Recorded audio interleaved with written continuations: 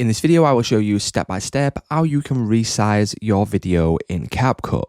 So step number one, once we have got our footage on our timeline, as you can see at the moment, this is sized for a YouTube video, for example, and it is full size at the moment. So if we want to change this and we want to resize this specific video, what we need to do is go to our player here, and then you want to go to the bottom right hand corner of the player where you will now see an option for 16:9, which is our aspect ratio of this footage.